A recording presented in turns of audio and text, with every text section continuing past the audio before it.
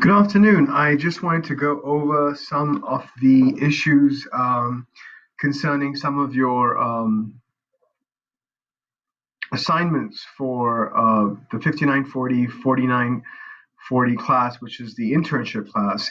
What I wanted to do, or what I wanted to make sure of, was that you were familiar with the two different assignments that are due for you. So I'm going to go ahead and open up some of the assignments, the syllabus actually, and go over in the syllabus the different things that I want you to do at least for next week. The first thing, if you look at the syllabus, and if you haven't already downloaded it, go ahead and download it. By the way, this lecture is for both the 5940 and the 4940 students. The first thing I want you to keep in mind is the written contract.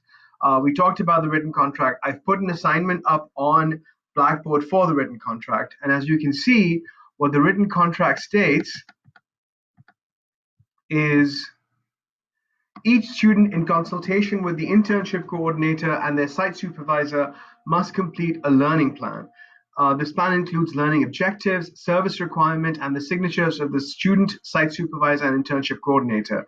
So it's, for a lot of you, you might only have one internship coordinator and/or / site supervisor. But please go ahead and make sure that you create a written contract.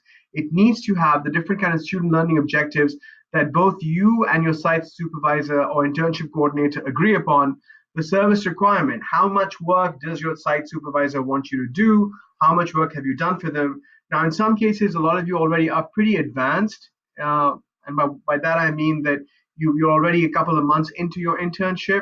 But it's always a good idea to kind of go back and meet up with your internship coordinator and kind of go over all the different things you did. You'd be surprised at how much stuff you have done. You'd be surprised at how much they are amazed by you, if you will.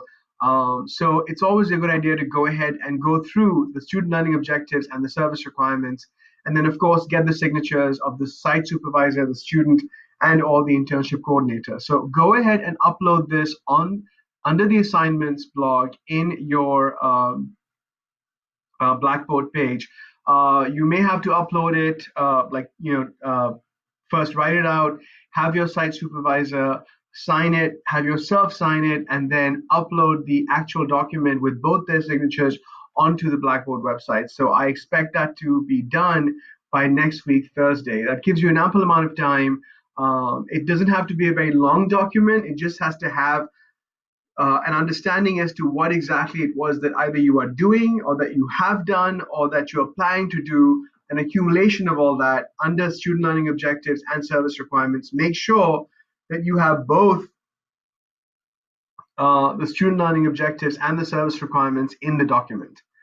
The other thing I want to talk about was Module 2, which has the reading and the reflective essay. So I've already uploaded the reading in your Blackboard under the Documents and Content section, and the reflective praxis essay, which is an essay based on your practical experience, is the essay I want you to do.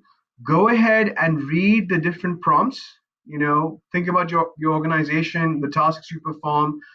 Go ahead and understand all these different things. What portion of your work falls into each of these three models. Be concrete, provide examples from your journal to illustrate your experience with each of these models. Do you think the mix is appropriate for the organization's mission, your professional development? Why not? For the undergraduate students, I'm expecting no more than a page or two of the essay. For the graduate students, I'm expecting at least between 4 or 5 pages that explains this Dernhardt and Dernhardt essay and your praxis essay and brings all of these issues together. So examine the prompt, go over the reading, and make sure that you give me the reflective praxis essay. This also will be due by next week, Thursday. So I just want to go ahead and make sure that you are aware of all these different requirements.